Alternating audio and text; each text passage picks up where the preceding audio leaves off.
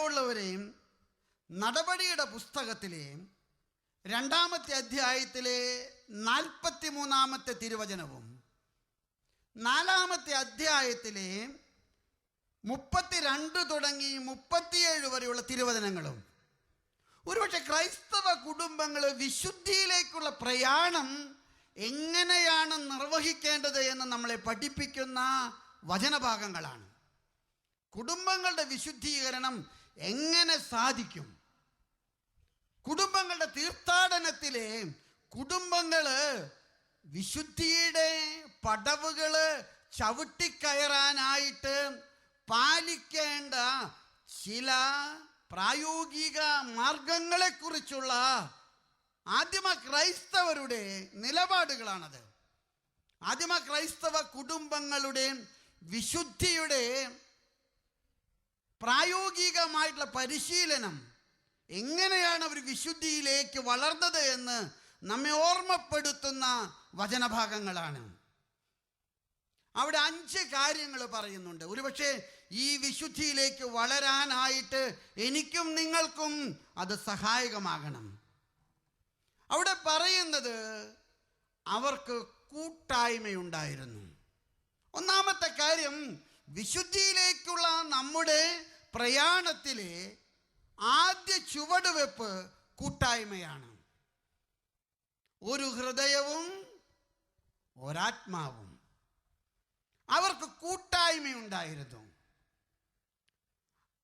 ഒരുപക്ഷെ ഞാൻ നിങ്ങളോട് പറയാൻ ആഗ്രഹിക്കുകയാണ്, വിവാഹ ജീവിതത്തിൻ്റെ പ്രാഗ്രൂപം എന്ന് പറയുന്നത് ദൈവത്തിൻ്റെ കൂട്ടായ്മയാണ്. നോക്കൂ, ക്രൈസ്തവ ദൈവശാസ്ത്രം ലോകത്തിന് നൽകിയ ഏറ്റവും വലിയ സംഭാവന എന്ന് പറയുന്നത് ദൈവം സ്നേഹം പങ്കിടുന്ന കുടുംബമാണെന്നുള്ളതാണ്. ത്രിത്വൈക ദൈവം. ദൈവത്തിൽ എത്ര ആളുണ്ട്? ആരൊക്കെയാ? പിതാവ്, പുത്രൻ, പരിശുദ്ധാത്മാവ്. ഈ 3 ആളും കൂടെ കൂടിയാലേ 3 ദൈവമുണ്ടോ? എത്ര ദൈവമുണ്ട്? സ്നേഹം പരസ്പരം പങ്കിടുന്ന കൂട്ടായ്മയാണ് ദൈവം. നിങ്ങളുടെ കരങ്ങളൊന്ന് കോർത്തു പിടിച്ച് പിതാവ് ഒന്ന് കാണട്ടെ. കരങ്ങളൊന്ന് കോർത്തു പിടിച്ചേ, ഒന്ന് ഉയർത്തിപ്പിടിച്ചേ, എന്നിട്ട് അതൊന്ന് പതുക്കെ ഒന്ന്. സ്നേഹം പങ്കിടുന്ന വലിയ കൂട്ടായ്മയാണ് ദൈവം. പിതാവ്, പുത്രൻ, പരിശുദ്ധാത്മാവ്. സ്നേഹം പങ്കിടുന്ന വലിയ കൂട്ടായ്മ. Praise the Lord. ദൈവം ഒറ്റയാനല്ല. ദൈവം സ്നേഹത്തിൻ്റെ വലിയ പ്രവാഹമാണ്. പിതാവിൻ്റെ സ്നേഹം പുത്രനിലേക്ക്, പുത്രൻ്റെ സ്നേഹം പരിശുദ്ധാത്മാവിലേക്ക്. പിതാവും പുത്രനും പരിശുദ്ധാത്മാവും സ്നേഹത്തിൻ്റെ വലിയ കുടുംബം. ഒരുപക്ഷെ ഈ കൂട്ടായ്മയുടെ വലിയ സന്തോഷമാണ് ദൈവം മനുഷ്യനെ സ്വന്തം ഛായയിലും സാദൃശ്യത്തിലും സൃഷ്ടിക്കാനായിട്ട് തീരുമാനമെടുത്തത്. ഉൽപ്പത്തിയുടെ പുസ്തകം 1-ാമത്തെ അധ്യായം 26-28 വചനങ്ങൾ ഞാൻ ചൊല്ലിത്തരും, നിങ്ങൾ ഏറ്റുപറയണം. നമുക്ക് മനുഷ്യനെ നമ്മുടെ സ്വന്തം ഛായയിലും സാദൃശ്യത്തിലും സൃഷ്ടിക്കാം. മനുഷ്യൻ്റെ ഏറ്റവും അടിസ്ഥാനപരമായിട്ടുള്ള കഴിവ് സ്നേഹം സ്വീകരിക്കാനും സ്നേഹം കൈമാറാനുമുള്ള കഴിവാണ്. സ്നേഹം സ്വീകരിക്കാൻ, സ്നേഹം മറ്റുള്ളവർക്ക് കൊടുക്കാൻ. സ്നേഹം ദൈവത്തിൻ്റെ വലിയ വരദാനമാണ്. പിതാവ് പുത്രന് കൊടുക്കുന്നത് പോലെ, പുത്രൻ പരിശുദ്ധാത്മാവിന് കൊടുക്കുന്നത് പോലെ സ്നേഹം സ്വീകരിക്കാനും സ്നേഹം മറ്റുള്ളവർക്ക് കൊടുക്കാനും മനുഷ്യൻ പ്രാപ്തനാകുന്നത് ദൈവത്തിൻ്റെ അസ്തിത്വത്തിലും വ്യക്തിത്വത്തിലും മനുഷ്യന് പങ്കുപറ്റാൻ കഴിഞ്ഞത് കൊണ്ടാണ്. Hallelujah, hallelujah. അതുകൊണ്ട് സ്നേഹം കൊടുക്കുക, സ്നേഹം സ്വീകരിക്കുക, അത് ദൈവത്തിന്റെ ഛായയുടെ അടയാളമാണ്. കരങ്ങൾ ഉയർത്തി പറഞ്ഞു ഹല്ലേലൂയ, ഹല്ലേലൂയ. അതുകൊണ്ട് വിവാഹ ജീവിതം എന്ന് പറയുന്നത് മനോഹരമാകുന്നത് എപ്പോഴാ? ആദാമിനെ നോക്കിയിട്ട് യഹോവയായ കർത്താവ് പറഞ്ഞു, അവൻ ഏകനായിരിക്കുന്നത്. ഒന്നുറക്കെ പറഞ്ഞേ, എന്നെ നോക്കി പറഞ്ഞേ, എന്നെ നോക്കി. അവൻ ഏകനായിരിക്കുന്നത്, ഞാൻ അവനൊരു ഇണയെ കൊടുക്കും, അവൾ അവന് തുണയായിരിക്കും. പറഞ്ഞേ, ഞാൻ അവനൊരു ഇണയെ കൊടുക്കും, അവൾ അവനെ തുണയായിരിക്കും. നിങ്ങളിങ്ങനെ എന്നെ സൂക്ഷിച്ചു നോക്കുമ്പോൾ കാട്ടാന വെള്ളം കുടിക്കാൻ വന്ന പോലെയാ. എനിക്കൊരു സന്തോഷക്കുറവൊന്നുമില്ല. എൻ്റെ ജീവിതത്തെ സംബന്ധിച്ച് വേറെ ബൈബിൾ കൊട്ടേഷൻ ഉണ്ട്. ഒരുപക്ഷെ മനുഷ്യനെ സ്ത്രീയും പുരുഷനുമായിട്ട് സൃഷ്ടിച്ചു, സ്ത്രീയും പുരുഷനുമായിട്ട് സ്വീകരിച്ചു. ഒരു പുരുഷൻ അവനിൽ തന്നെ പൂർണ്ണനല്ല, ഒരു സ്ത്രീയും അവളിൽ തന്നെ. സ്ത്രീയും പുരുഷനും ഒന്നാകുമ്പോൾ, ദൈവത്തിൽ ഒന്നാകുമ്പോൾ, അത് പരിശുദ്ധ ത്രിത്വത്തിൻ്റെ പൂർണ്ണതയിലേക്കുള്ള ഒരു ചുവടുവെപ്പാ. ദൈവം യോജിപ്പിച്ചത് മനുഷ്യൻ. സ്ത്രീയും പുരുഷനും ദൈവത്തിൽ ഒന്നാകുമ്പോൾ അത് ത്രിത്വൈക ദൈവത്തിൻ്റെ കൂട്ടായ്മയിലുള്ള വലിയ പങ്കുപറ്റലാ.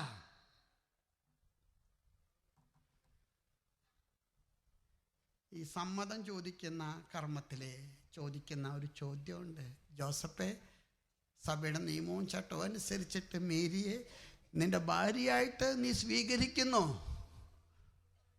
ഓച്ചാ, അന്തോ മുന്തോ ഇല്ല, ആണാണോ പെണ്ണാണോ അറിയില്ല. മേരിയോടും ചോദിക്കും, മേരി ഈ സഭയുടെ നിയമവും ചട്ടവും അനുസരിച്ചിട്ട് സ്വന്തം ഭർത്താവ് ജോസഫിനെ ഭർത്താവായിട്ട് സ്വീകരിക്കുന്നു? ഇന്ന് വരെ ഒരു പെണ്ണുവെന്ന് പറയുന്നത് ഞാൻ കേട്ടിട്ടില്ല. പക്ഷെ എൻ്റെ ഗുരുഭൂതന്മാരെന്നെ പറഞ്ഞു മനസ്സിലാക്കിയിരിക്കുന്ന, പെണ്ണ് കണ്ണൂരിട്ടി അച്ഛനെ തുറപ്പിച്ച് നോക്കിയാലോ എന്നർത്ഥം. നിങ്ങളോട് ഉടനെ തന്നെ വൈദികൻ പറയുന്നൊരു കാര്യമുണ്ട്. പൊന്നുമക്കളെ, വലത് കൈ നീട്ടി പരസ്പരം കോർത്തു പിടിക്കുക. അത് കോർത്തു പിടിച്ച് അടുത്തിരിക്കുന്ന ജീവിത പങ്കാളികൾ, അടുത്ത ആള് ജീവിത പങ്കാളി ആണെങ്കിലേ പിടിക്കണ്ടോ കേട്ടാ.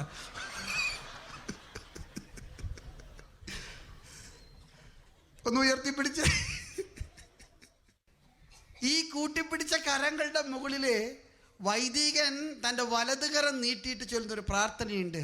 അബ്രഹാമിനെയും സാറായെയും സ്നേഹത്തിൽ ഒന്നിപ്പിച്ച കർത്താവേ, ഈ വധൂവരന്മാരെ ഈ വിവാഹത്തിൽ ഒന്നിപ്പിക്കണമേ, ഇപ്പോഴും എപ്പോഴും എന്നേക്കും ആമേൻ. എന്നിട്ട് അച്ഛൻ നിങ്ങളോട് പറയും, മക്കളെ കൈവിട്ടോളാൻ പറയും. പക്ഷെ വിട്ടാ കിട്ടില്ല, ഒട്ടിപ്പിടിച്ചോ.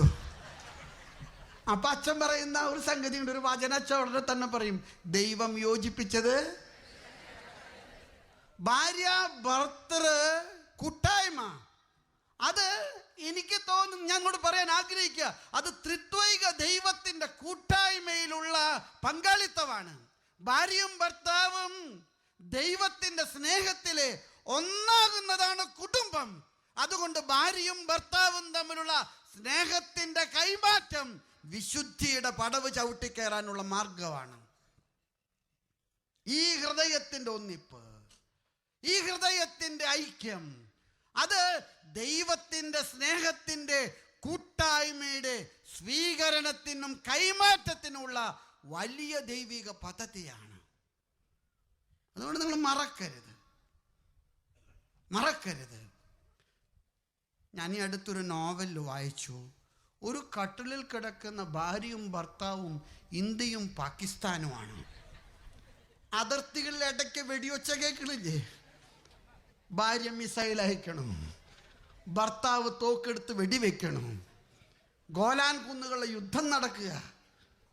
സ്നേഹമുള്ളവരെ, ഭാര്യയും ഭർത്താവിൻ്റെയും മനസ്സിൻ്റെ പൊരുത്തമുണ്ടല്ലോ, അത് ദൈവകൃപ ഏറ്റുവാങ്ങാനുള്ള വലിയ അവസരമാണ്. ഭാര്യയും ഭർത്താവും കിടന്നുറങ്ങുന്ന കട്ടിളിലെ ദൈവത്തിന്റെ രക്ഷയുടെ വലിയ ബലിപീഠമുണ്ട്. എളുപ്പമല്ല, എളുപ്പമല്ല. ഞാനിത് നിങ്ങളോട് പറയുന്നത് എളുപ്പമല്ല. ഞാൻ ഈ അജപാലന ശുശ്രൂഷയുടെ ഭാഗമായിട്ട് ഈ അടുത്ത് ഒരു കുടുംബത്തിൽ ചെന്നു. ഞാൻ കയറി ചെന്നത് രാത്രി 6 മണിയായിട്ടുണ്ട്. വികാരിച്ച് നിർബന്ധിച്ചു, അച്ഛാ ഒരു ദുരന്തമുള്ള പിതാവ് കയറണം. ഞാൻ അവിടെ കയറി ചെന്നപ്പോൾ ഒരു 26 വയസ്സ് പ്രായമുള്ള സുന്ദരിയായ ഒരു പെൺകുച്ചി കിടക്ക, മൂക്കിയെ കൂടെ ട്യൂബ് ഇട്ടിട്ടുണ്ട്. ആ ട്യൂബിലൂടെ ദ്രവപദാർത്ഥങ്ങൾ അവൾക്ക് ഒഴിച്ചു കൊടുക്കുന്നുണ്ട്. തളർന്ന് കിടപ്പ, അനക്കമില്ല, മസ്തിഷ്കം മരവിച്ചു, ബോധമില്ല. മലമൂത്ര വിസർജനങ്ങൾ വരെ സ്വന്തം വീട്ടുകാർ കൈകൊണ്ടെടുത്ത് മാറ്റണം. അമ്മ പൊട്ടിക്കരഞ്ഞിട്ട് എന്നോട് പറഞ്ഞു, അച്ഛാ ഇവളെക്കുറിച്ചല്ല ഞങ്ങൾക്ക് സങ്കടം, ഇവനെക്കുറിച്ചാ. ഞാൻ ചോദിച്ചു, ഇവൻ ആരാ? ഭർത്താവാണ്. അൾത്താരയിലെ കല്യാണം കെട്ടിയിട്ട് സൽക്കാരം നടക്കുന്ന ഹാളിലേക്ക് വാഹനാടം അകമ്പടിയോടുകൂടെ പോകുമ്പോൾ ഒരു ടിപ്പർ ലോറി വന്ന് കല്യാണ വണ്ടിയിൽ ഇടിച്ചതാ. 2 പേരും മരണത്തിൻ്റെ വക്രത്തിലായിരുന്നു. ചെറുക്കൻ അത്ഭുതകരമായിട്ട് രക്ഷപ്പെട്ടു. പെണ്ണന്ന് കിടക്കുന്നതാ, മസ്തിഷ്കം മരവിച്ചു, നട്ടല് തളർന്നു, ജീവശവം പോലെ കിടക്കുക. 8 വർഷമായി. അപ്പൻ എന്നോട് പറഞ്ഞു, അച്ഛാ ഇവനോട് പോയി വേറെ പെണ്ണ് കെട്ടാൻ ഞാൻ ഒരുപാട് നിർബന്ധിച്ചു, പക്ഷെ അവൻ സമ്മതിക്കുന്നില്ല അച്ഛാ. അവൻ പറയുന്നേ പറ്റുകയില്ല. ഞാൻ അവനോട് പറഞ്ഞു, മോനെ ഞാനൊരു കാര്യം പറയട്ടെ, നിങ്ങൾ അൾത്താരയിൽ നിന്ന് അന്തപുരത്തിലേക്ക് എത്തിയിട്ടില്ല. കരങ്ങൾ കോർത്തെങ്കിലും നിങ്ങളുടെ ശരീരങ്ങൾ ഒന്നായിട്ടില്ല. അതുകൊണ്ട് പൊന്നുമോൻ ഒരു അപേക്ഷ എഴുതി പിതാവിൻ്റെ കയ്യിൽ തന്നാലേ പിതാവ് നടപടിക്രമങ്ങൾ പൂർത്തിയാക്കിയിട്ട് റൂമിലേക്ക് അയച്ചിട്ട് മോനെ അനുവാദം വാങ്ങിത്തരാം. മോനെ രക്ഷപ്പെട്ടു. അവൻ എന്നോട് പറഞ്ഞു, പിതാവേ ഇത് തമ്പുരാൻ എനിക്ക് തന്ന കുരിശ. ഞാൻ കല്യാണം കഴിഞ്ഞിട്ട് 6 മാസം കഴിഞ്ഞിട്ട് ഇവള് ഗർഭവതിയാണെങ്കിൽ എനിക്കൊരു അപകടം പറ്റിയാല് എൻ്റെ കുഞ്ഞിനെ നോക്കാൻ അവൾക്ക് കടമയില്ല അച്ഛാ. ഈ കുരിശെടുത്ത് ഞാൻ കാൽവരി കയറും. എൻ്റെ ബലി ഈ കുരിശിൽ ഞാൻ പൂർത്തിയാക്കും. റോമാക്കാർക്ക് എഴുതിയ ലേഖനം 12-ാമത്തെ അധ്യായത്തിലെ 1-ാമത്തെ തിരുവചനം, സജീവവും വിശുദ്ധവും ദൈവത്തിന് പ്രീതികരവുമായിട്ടുള്ള ബലിവസ്തുവാകുക. എന്നിട്ട് അപ്പസ്തോലൻ കൂട്ടിച്ചേർക്കുന്നു, നിങ്ങൾ തന്നെയാണ് ആ ബലി. നിങ്ങളുടെ ശരീരമാണ് ആ ബലി. ഭാര്യയും ഭർത്താവും കിടന്നുറങ്ങുന്ന കിടപ്പറ അത് മധുബഹയാണ്. പരിശുദ്ധ ത്രിത്വത്തിന്റെ സ്നേഹം കൈമാറുന്ന വലിയ മധുബഹ. ക്രോവേന്മാരും ശ്രാപ്പേന്മാരും ഭയഭക്തികളോടുകൂടെ നോക്കുന്ന വലിയ ദൈവത്തിന്റെ സിംഹാസനം. സ്നേഹമുള്ളവരെ, നമ്മുടെ മണവറകൾ വ്യഭിചാരശാലകളാകരുത്. നമ്മുടെ മണവറകളുടെ അന്തസ്സും ആഭിജാത്യവും പരിശുദ്ധിയും മഹത്വവും നമ്മൾ കളയരുത്. കൂട്ടായ്മ എന്ന വാക്കിന് ഒരുപാട് അർത്ഥമുണ്ട്. ആദാമിനെ സൃഷ്ടിച്ച ഹവ്വായെ ഇണക്കിയ ദൈവം അവരോട് പറഞ്ഞ വാക്കുകള്, പെരുകുക, സന്താന സമ്പുഷ്ടിയിൽ വളരുക, നിങ്ങൾ ദൈവത്തിൻ്റെ സൃഷ്ടികർമ്മം തുടരുക. അൾത്താരയിലെ വൈദികൻ അപ്പത്തിലേക്ക് കർത്താവിനെ വിളിച്ചിറങ്ങുന്നത് കുർബാനയാണ്, അല്ലേ? കാസായിലേക്ക് ദൈവത്തെ വിളിച്ചിറക്കുന്നത് കുർബാനയാണ്. എന്നാൽ മണവറകളിലെ കട്ടളിൽ കിടന്നുറങ്ങി പരസ്പര ജീവിത ബന്ധങ്ങളിലൂടെ സൃഷ്ടികർമ്മത്തിന്റെ തുടർച്ച നിർവഹിക്കുന്ന നിങ്ങള് കർത്താവിന്റെ ബലിപീഠത്തിന്റെ തുടർച്ചയാണ്. നിങ്ങളുടെ സൃഷ്ടികർമ്മത്തിലെ മണ്ണിൽ നിന്ന് മനുഷ്യനെ മെനഞ്ഞെടുത്ത ദൈവത്തിന്റെ കരചലനങ്ങൾ ഉണ്ടാകട്ടെ. അതുകൊണ്ടാ ദൈവം നിങ്ങളെ വിവാഹത്തിലൂടെ കർത്താവിൻ്റെ ഔന്നത്യത്തിലേക്ക് ഉയർത്തിയത്. സൃഷ്ടികർമ്മത്തിനെ സർവശക്തനായ സൃഷ്ടാവിന് മാത്രമേ അധികാരമുള്ളൂ. ആ അധികാരത്തിൻ്റെ തീട്ടൂരം നിങ്ങളുടെ മണവറകളിലേക്ക് സമ്മാനിച്ച തമ്പുരാൻ, അതാണ് വിവാഹ ജീവിതത്തിൻ്റെ വിശുദ്ധി. ഞാൻ എൻ്റെ അമ്മയുടെ 10ാമത്തെ കുട്ടിയാണ്. എന്നെ നിങ്ങൾ തുറച്ചു നോക്കുന്നത് ഞാൻ കാണുന്നുണ്ട്. ഒരു അത്ഭുത ജീവി. സ്നേഹമുള്ളവരെ, എൻ്റെ പൊന്നമ്മ മരിക്കുന്ന സമയത്ത് ഞാൻ പൊട്ടിക്കരഞ്ഞു. ഞാൻ കരഞ്ഞപ്പോൾ എൻ്റെ ജ്യേഷ്ഠൻ ചേർത്ത് പിടിച്ചിട്ട് പറഞ്ഞു, എന്തിനാ കരയണേ, നീ കരയരുത്. ഞാൻ പറഞ്ഞു, ഞാൻ സങ്കടം കൊണ്ടല്ല കരയുന്നത്. ഈ 10ാമത്തതിനെയും ഗർഭപാത്രത്തിൽ സ്വീകരിക്കാൻ എൻ്റെ അമ്മ കാണിച്ചൊരു മഹാമനസ്കതയുണ്ട്, ത്യാഗനിർഭരമായിട്ടുള്ളൊരു സ്നേഹമുണ്ട്. ആ സ്നേഹത്തിൻ്റെ മുൻപിൽ വാക്കുകൾ കൊണ്ട് നന്ദി പറയാൻ എനിക്ക് പറ്റാതെ വന്നത് കൊണ്ടാണ് ഈ കണ്ണുനീരിൽ ചാലിച്ച ഈ നന്ദി. നിങ്ങളുടെയൊക്കെ മക്കളുടെ എണ്ണം 1-ൽ കൂടുന്നില്ലല്ലോ, 2-ൽ കൂടുന്നില്ലല്ലോ. കയ്യബ്ദം സംഭവിച്ചാൽ 3, അതിനപ്പുറത്തേക്ക് കടക്കാൻ ആർക്കും ഇഷ്ടമല്ല. കൂട്ടായ്മയുടെ അർത്ഥതലങ്ങൾ നിങ്ങൾ ഓർമ്മിക്കണം. കുടുംബജീവിതത്തിൻ്റെ 2ാമത്തെ വലിയ വിശുദ്ധിയിലേക്കുള്ള മാർഗം നടപടിയുടെ പുസ്തകത്തിൽ പറയുന്നു, അത് പ്രാർത്ഥനയാണ്. ആദിമസഭ പ്രാർത്ഥനയിലാണ് ശക്തി പ്രാപിച്ചത്. ഒരുപക്ഷെ ഓരോ കുടുംബങ്ങളെയും സഭ കാണുന്നത് സഭയുടെ കൊച്ചു പതിപ്പായിട്ടാണ്. ഗാർഹിക സഭ എന്ന മനോഹരമായിട്ടുള്ള പ്രയോഗം, ഡൊമസ്റ്റിക് ചർച്ച്, ഗാർഹിക സഭ, എത്രയോ മനോഹരമായിട്ടൊരു പ്രയോഗമാണത്. ഗാർഹിക സഭ. പള്ളി വെച്ചാലേ പള്ളിയിൽ കുർബാനയുണ്ടാകണം, പള്ളിയിലൊരു വൈദികനുണ്ടാകണം, പള്ളിയിലെ കുമ്പസാരക്കൂട്ടിൽ അച്ഛനുണ്ടാകണം, മാമോദീസ വേണം, അവിടെ കുട്ടികൾക്ക് ആദ്യ കുർബാന കൈക്കൊള്ളപ്പാട് വേണം. ഓരോ കുടുംബവും ഒരു കൊച്ചു ദേവാലയമാണ്. നമ്മുടെ കുടുംബങ്ങൾ ഈശോയുടെ തിരുഹൃദയത്തിന് പ്രതിഷ്ഠിതമാണ്.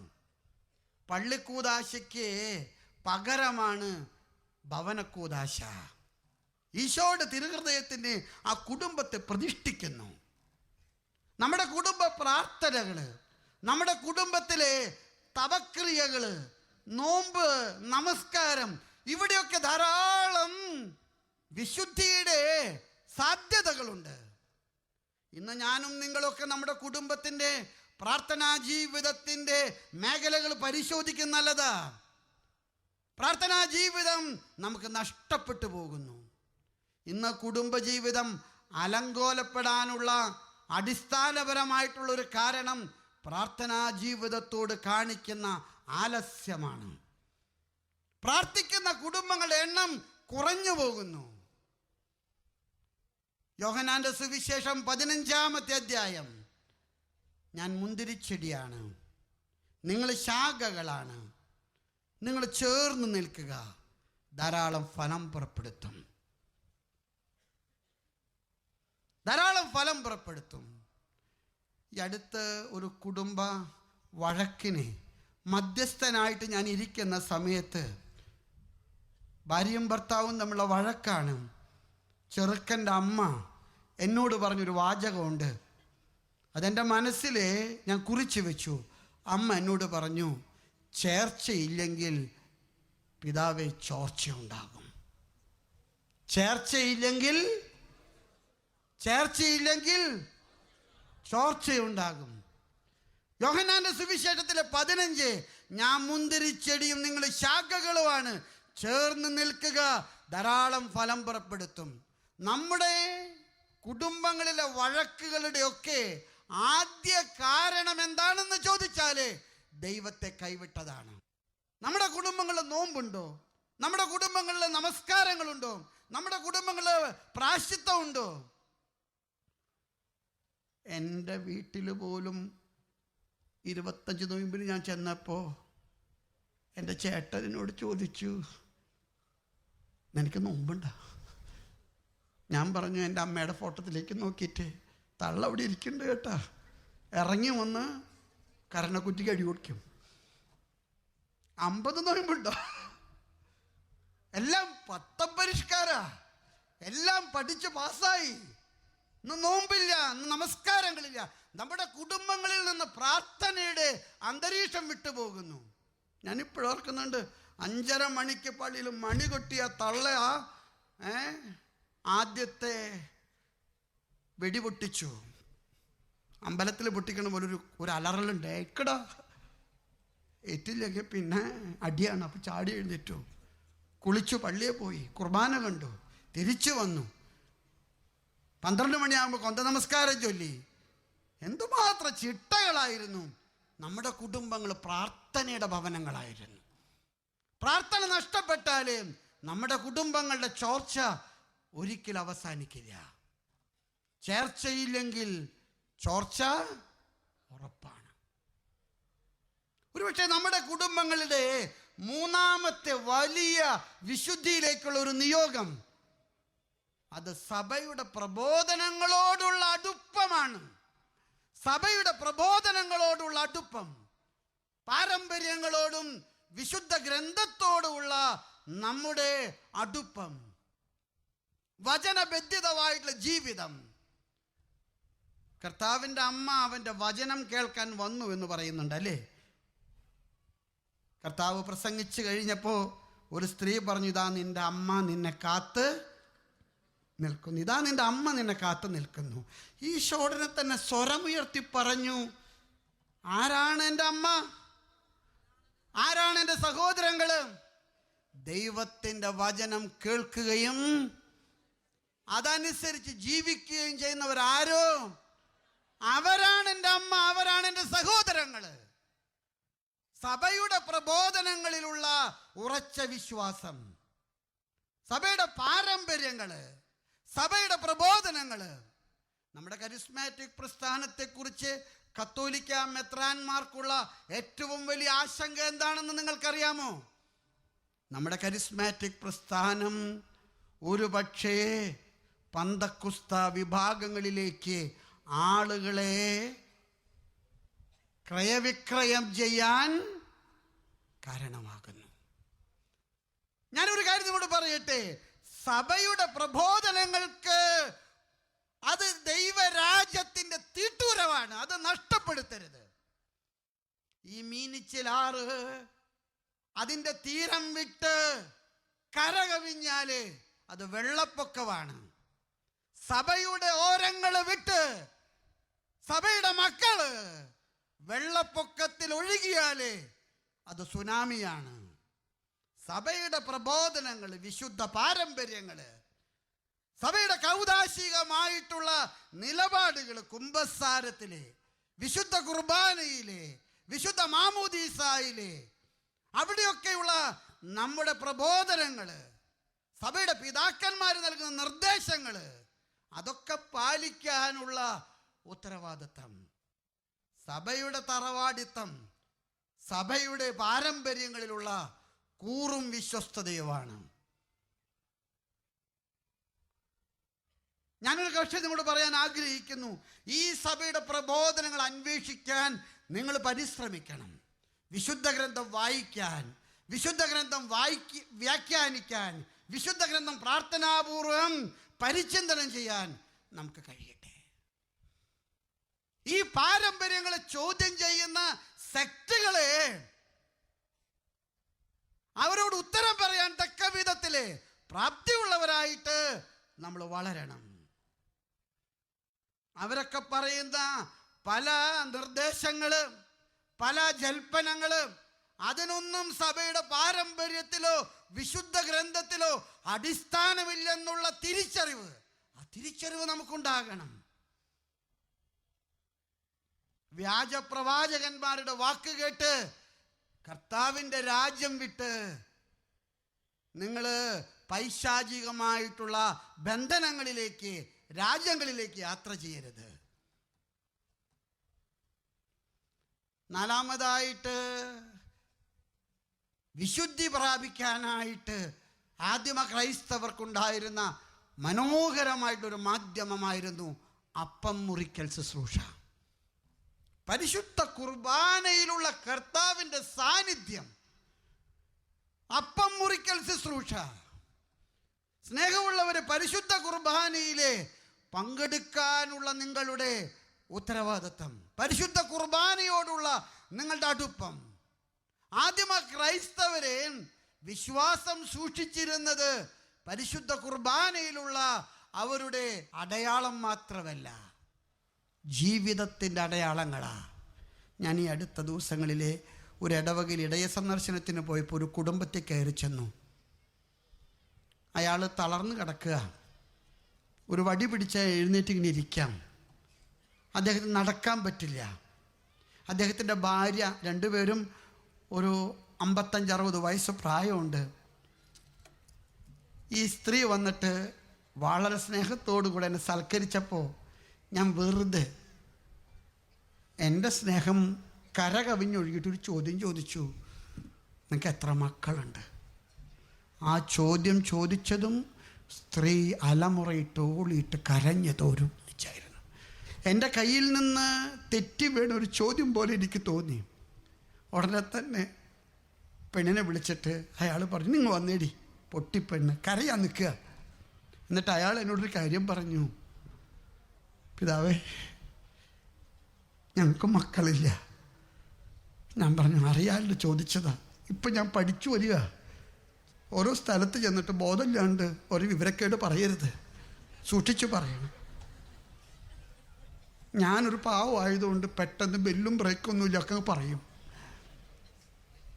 അയാൾ പറഞ്ഞു, കല്യാണം കഴിഞ്ഞിട്ട് 34 ദിവസം കഴിഞ്ഞപ്പോൾ മുരിങ്ങക്കായ പൊട്ടിക്കാൻ കയറിയതാ, മുതുകതല്ലി വീണതാ, അന്ന് തളർന്നതാ.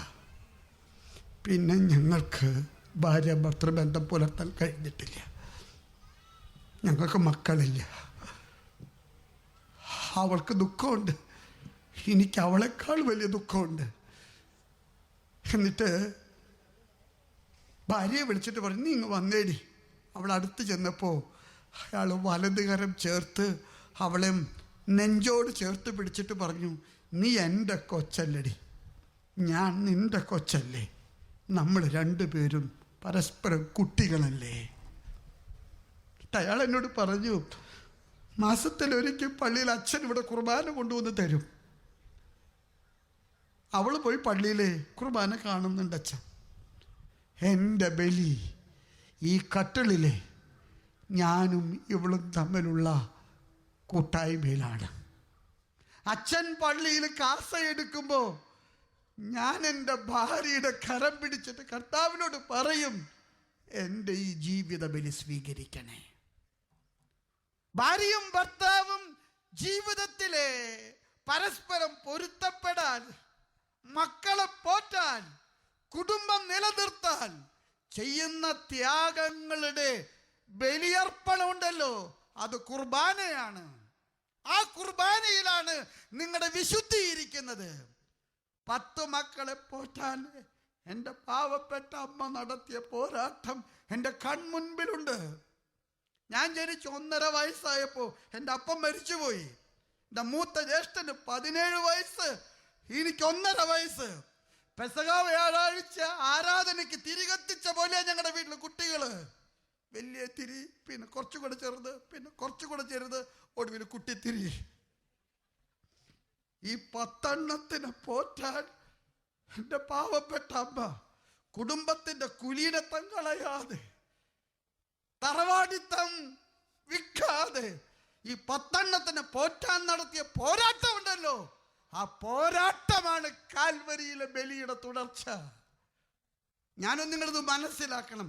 കുടുംബജീവിതം എളുപ്പവഴിയിലെ സൂത്രം ചെയ്യലല്ല, എളുപ്പവഴിയിലെ കാര്യങ്ങള് ക്രിയ ചെയ്യലല്ല.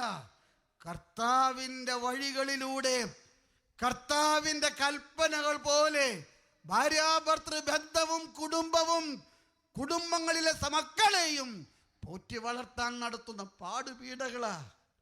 ഒരിക്കലും ഒതുങ്ങാത്ത ഭർത്താവിനെ സ്വന്തം കട്ടിളിലെ കൂടെ കിടത്തുന്ന ഭാര്യ കർത്താവിൻ്റെ ബലിപീഠത്തിലെ സഹകാരിയും സഹകർമ്മിണിയുമാണ്. കുരിശിൻ്റെ താഴെ നിന്ന പരിശുദ്ധ അമ്മ കർത്താവിൻ്റെ ബലിപീഠത്തിലെ കർത്താവിൻ്റെ സഹകർമ്മിണിയാണ്. ഞാനും നിങ്ങളും ഈ ഒരു അർത്ഥത്തിൽ കുർബാനയെ നോക്കിക്കാണണം. അവസാനമായിട്ട് കുടുംബജീവിതത്തിലെ വിശുദ്ധി പ്രാപിക്കാനുള്ളൊരു മാർഗമാണ് പരസ്പരം താങ്ങുകൊടുക്കുക, തണലാകുക. നടപടിയുടെ പുസ്തകത്തിൽ നിങ്ങൾ വായിക്കുന്നില്ലേ, അവർ മുട്ടുപാടുള്ളവരുണ്ടായിരുന്നില്ല. ദിവ്യകാരുണ്യം അർത്ഥവത്താകുമ്പോൾ അതിൽ നിന്ന് പുഷ്പിക്കുന്ന പുഷ്പമാണ് ജീവകാരുണ്യം. മനുഷ്യൻ പരസ്പരം കരുണ കാണിക്കാൻ വിളിക്കപ്പെട്ടിരിക്കുന്നു. അവർക്കുണ്ടായിരുന്ന പൊതുവായിട്ട് കരുതി അവർ പരസ്പരം അപ്പം മുറിച്ചു പങ്കിട്ടതുപോലെ ജീവിതത്തിൻ്റെ സുഖ സൗകര്യങ്ങൾ മുറിച്ചു പങ്കിട്ടു. ഞാൻ ഇന്ന് നമ്മുടെ കുടുംബങ്ങളിലൊക്കെ തന്നെ ആർഭാടവും ധൂർത്തും വർദ്ധിച്ചു വരികയാ. കല്യാണങ്ങള്, വിവാഹങ്ങൾ മാത്രമല്ല, മാമോദീസകള് എല്ലാം ആർഭാടങ്ങളുടെ ആഘോഷങ്ങളാ. പക്ഷെ നമ്മുടെ സഹോദരങ്ങളെ പരിഗണിക്കാൻ നമുക്ക് കഴിയട്ടെ. നിങ്ങൾ ഈ 4-5 ദിവസം ഈ ബത്ശലോം കൺവെൻഷന് പങ്കെടുത്തു പോകുമ്പോൾ നിങ്ങൾ ചിന്തിക്കുന്നത് നല്ലതാണ്. ഈ കൺവെൻഷൻ നടക്കുന്ന കാര്യത്തിലെ എത്രയോ പാവങ്ങളുടെ വിധവയുടെ ചില്ലിക്കാശ് ഇവിടെ വീണിട്ടുണ്ട്.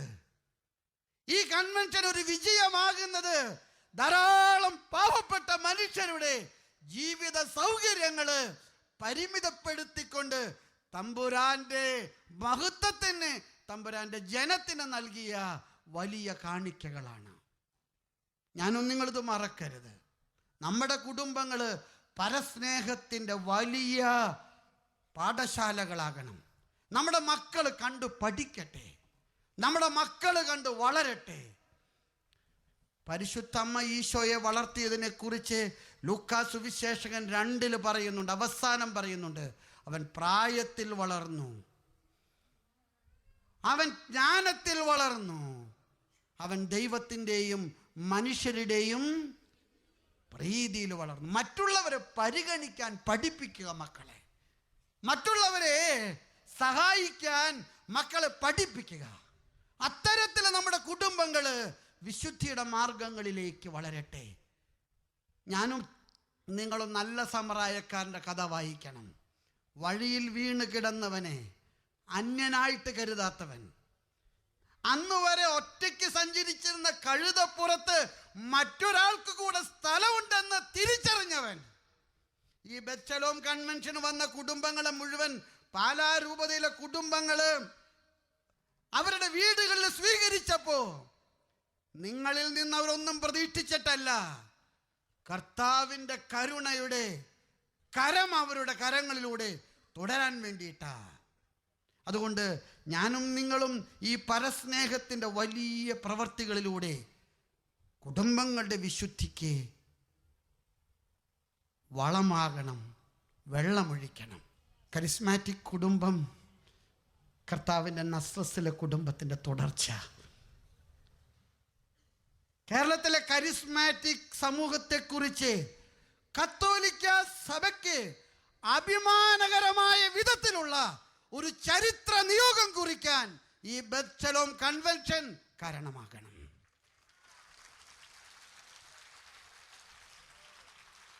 ബെനഡിക്ട് 16 മാർപ്പാപ്പ വിളിച്ചിരിക്കുന്ന നവസുവിശേഷവൽക്കരണം, കർത്താവിൻ്റെ സുവിശേഷം നവമായി വായിക്കാനും വ്യാഖ്യാനിക്കാനും, കർത്താവിൻ്റെ സുവിശേഷത്തിലേക്ക് ആയിരങ്ങൾ ആകർഷിക്കാനും, കർത്താവിൻ്റെ സഭ വിട്ടുപോയവരെ കർത്താവിൻ്റെ കൂട്ടായ്മയുടെ വലിയ കൂടാരത്തിലേക്ക് തിരിച്ചു കൊണ്ടുവരുവാനും ഈ ബത്ശലോം കൺവെൻഷൻ കാരണമാകട്ടെ. ദൈവം നിങ്ങളെയൊക്കെ അനുഗ്രഹിക്കട്ടെ.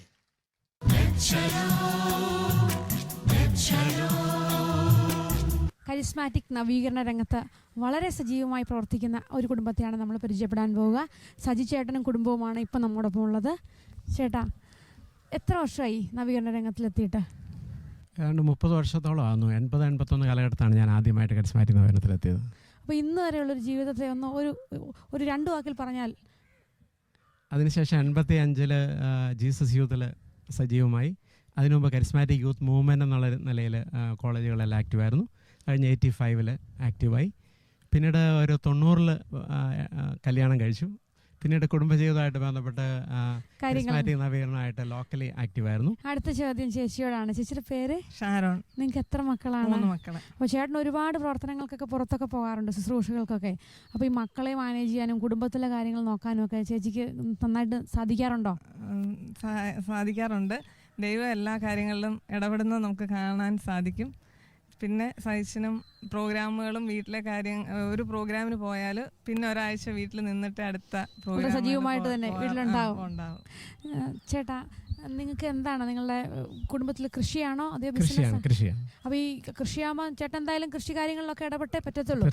അപ്പോൾ ഈ ദൈവ ശുശ്രൂഷയ്ക്ക് പോവുകയും കൃഷി കാര്യങ്ങളും കുടുംബത്തിൻ്റെ മേൽനോട്ടവും ചേച്ചി പറയുകയും ചെയ്ത് വളരെ സജീവമായിട്ടുണ്ടെന്ന്, ഇതെല്ലാം കൂടെ ഒന്നിച്ചെങ്ങനെയാണ് സാധിക്കുക? എനിക്ക് കൃഷിയുടെ മേൽനോട്ടത്തിന് കർത്താവ് എപ്പോഴും നല്ല ഉത്തരവാദിത്തമുള്ള ആൾക്കാരെ തരാറുണ്ട്. അതൊന്ന്.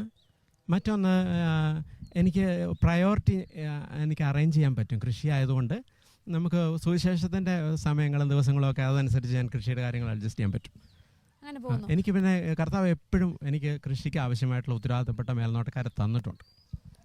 എനിക്ക് എപ്പോഴും പോകുന്ന വഴിക്ക് പോകുന്ന സ്ഥലത്തിരുന്ന് കൺട്രോൾ ചെയ്യാൻ പറ്റും. അപ്പോൾ ഈ ബെത്ശലോമിൽ വന്നിരിക്കുന്നവരോട് നിങ്ങൾക്ക് എന്തെങ്കിലും പറയാനുണ്ടോ? തീർച്ചയായിട്ടും കുടുംബജീവിതത്തിൽ ഈശോയ്ക്ക് 1ാം സ്ഥാനം കൊടുക്കുന്ന ജീവിതം വേണം. അതിൻ്റെ ഒരു കാലഘട്ടം ഇപ്പോൾ അത്യാവശ്യമാണ്. കാരണം വെച്ചാൽ ഈ കാലഘട്ടത്ത് കുടുംബജീവിതം ഏറ്റവും കൂടുതൽ വെല്ലുവിളി നേരിടുന്ന ഒരു സമയമായിരിക്കുന്നതുകൊണ്ട് ഈശോയിൽ അധിഷ്ഠിതമായ കുടുംബജീവിതം തന്നെ വേണം എന്ന് തന്നെയാണ്. അതുകൊണ്ടാണ് ഞങ്ങളുടെ ഏറ്റവും വലിയ കുടുംബജീവിതത്തിൻ്റെ വിജയം അതുകൊണ്ട് തന്നെയാണ്. ഞാനാണെങ്കിൽ എനിക്ക് 3 ട്യൂമർ സർജറി കഴിഞ്ഞതാണ്, റേഡിയേഷൻ കഴിഞ്ഞതാണ്, ഹോർമോൺ ഇംബാലൻസ് ഉണ്ട്, പിറ്റ്യൂട്ടറി ഗ്ലാൻഡൊക്കെ അടിച്ചു പോയ ആളാണ്. എനിക്ക് രാവിലെ വെച്ചുമ്പോട്ട് ഹോർമോൺസ് ഇടണം. കുടിക്കുന്ന വെള്ളം ശരീരത്തിൽ പിടിക്കണമെങ്കിൽ രാവിലെ വെച്ചുമ്പോട്ട് ഒരു ടാബ്ലറ്റ് കഴിക്കണം. ഗ്രോത്ത് ഹോർമോൺസ് ഇല്ല, മെയിൽ ഹോർമോൺ ഡെഫിഷ്യൻസി ഉണ്ട്. എനിക്ക് ഒത്തിരി പ്രോബ്ലം ഉണ്ട്, പറയാത്ത ഇനി ഒത്തിരി കാര്യങ്ങളുണ്ട്. പക്ഷേ ഇതിനിടയിൽ എന്നെ കർത്താവ് അത്ഭുതകരമായിട്ടാണ് കൊണ്ടു നടത്തുന്നത്, നയിക്കുന്നത്. അതുകൊണ്ടാണ് ഞാൻ ഫസ്റ്റ് പ്രയോറിറ്റി. എനിക്ക് കൃഷിയും ഒന്നും അല്ല എൻ്റെ പ്രയോറിറ്റി. എൻ്റെ പ്രയോറിറ്റി ഈശോയാണ്. എൻ്റെ കാര്യങ്ങളെല്ലാം കർത്താവ് ക്രമപ്പെടുത്തുന്നത് ഞാൻ കാണുന്നുണ്ട്. കൃഷി ക്രമപ്പെടുത്തുന്നുണ്ട്, പണം, സമ്പത്ത്, സൗകര്യം, മക്കള് എല്ലാം കർത്താവ് ക്രമപ്പെടുത്തുക. വേണ്ടതെല്ലാം എനിക്ക് കിട്ടുന്നുണ്ട്, നൽകുന്നുണ്ട്.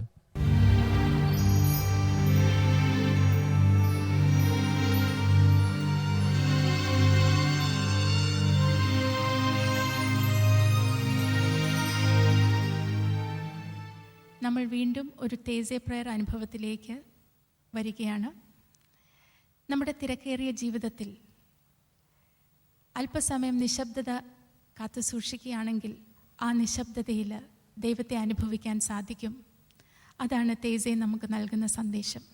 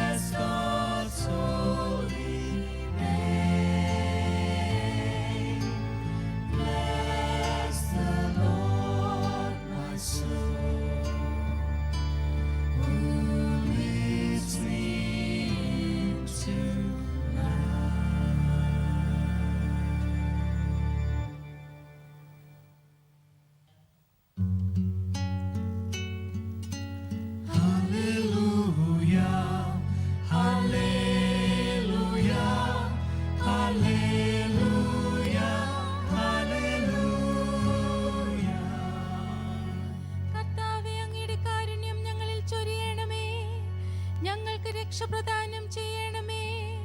ഹല്ലേലൂയ,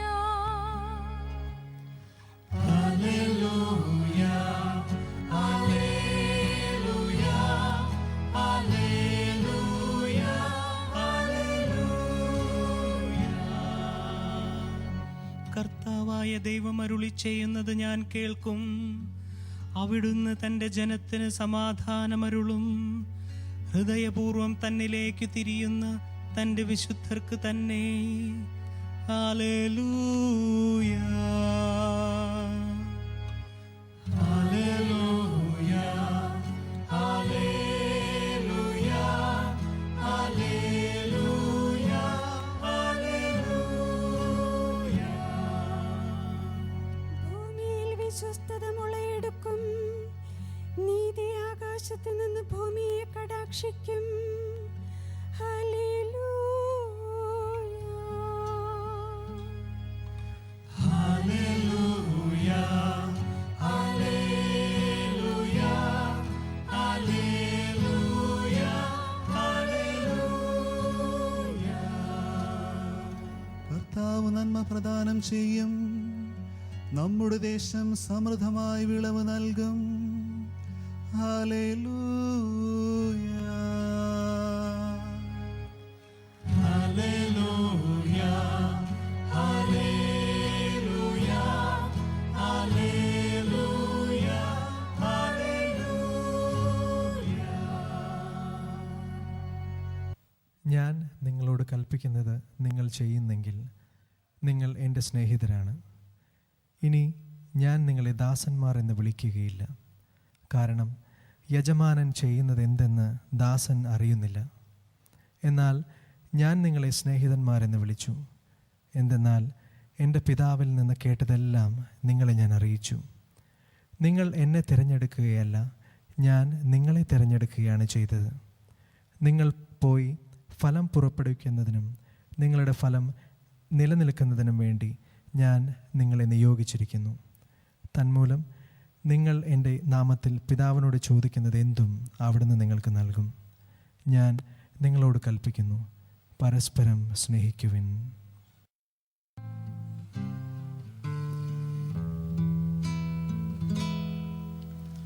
ശാന്തി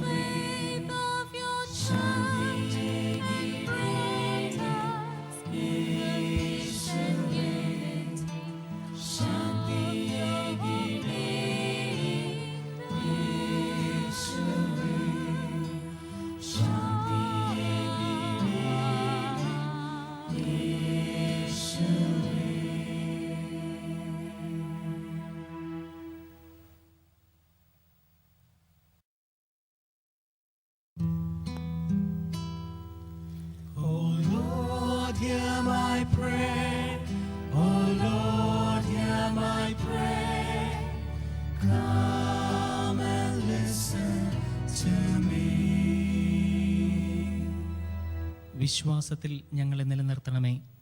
ഞങ്ങളുടെ ഹൃദയങ്ങളിൽ അങ്ങയുടെ രാജ്യത്തിനു വേണ്ടിയുള്ള ദാഹം നൽകണമേ. കർത്താവെ, ഞങ്ങൾ പ്രാർത്ഥിക്കുന്നു. Oh Lord, hear my prayer. Oh Lord, hear my prayer. Come and listen to me. സുവിശേഷത്തിൻ്റെ വഴികളിൽ അങ്ങയുടെ സഭയെ നയിക്കണമേ. അങ്ങയുടെ പരിശുദ്ധാത്മാവ് അവളെ എന്നും ആതിഥേയമുള്ളവളായി നിലനിർത്തട്ടെ. കർത്താവെ, ഞങ്ങൾ പ്രാർത്ഥിക്കുന്നു. Oh Lord, hear my prayer. Oh Lord, hear my prayer. Come and listen to me. രാഷ്ട്രീയ നേതാക്കൾക്ക് വേണ്ടി അവർക്ക് നീതിയും സമാധാനവും പരിപോഷിപ്പിക്കുവാനുള്ള മനസ്സുണ്ടാകുവാൻ കർത്താവെ, ഞങ്ങൾ പ്രാർത്ഥിക്കുന്നു. Oh Lord, hear my prayer. Oh Lord, hear my prayer. Come and listen to me. പരീക്ഷണങ്ങളിലൂടെ കടന്നു പോകുന്നവർക്ക് വേണ്ടി കർത്താവെ, ഞങ്ങൾ പ്രാർത്ഥിക്കുന്നു. Oh Lord, hear my prayer. Oh Lord, hear my prayer. Come and listen to me.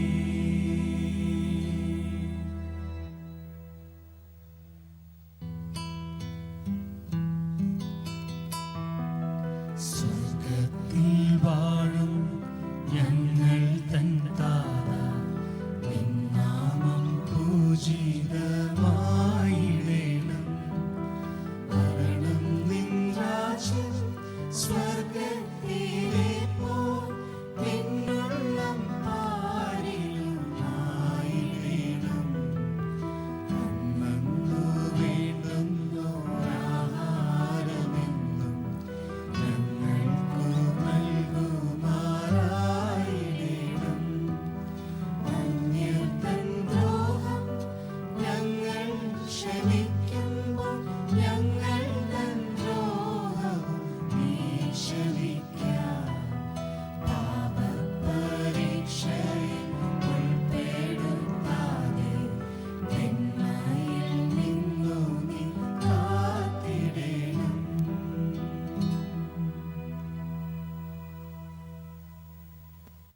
യേശു ക്രിസ്തുവേ, ഞങ്ങൾ ഒറ്റയ്ക്കാണെന്ന് കരുതുമ്പോൾ നീ അവിടെയുണ്ട്. ഞങ്ങളുടെ ഉള്ളിൽ സംശയമുണ്ടെന്ന് തോന്നുമ്പോഴും നീ ഞങ്ങളെ സ്നേഹിക്കുന്നതിൽ കുറവ് വരുത്തുന്നില്ല. നിന്നെ പ്രതി ക്ലേശങ്ങൾ ധൈര്യപൂർവ്വം ഏറ്റെടുക്കുവാൻ ഞങ്ങൾ ആഗ്രഹിക്കുന്നു. അതിനാൽ നിന്റെ വാക്കുകൾ ഞങ്ങൾ ശ്രദ്ധാപൂർവം ശ്രവിക്കുന്നു. എൻ്റെ സ്നേഹത്തെ പ്രതി ജീവൻ ത്യജിക്കുന്നവൻ അത് കണ്ടെത്തുന്നു.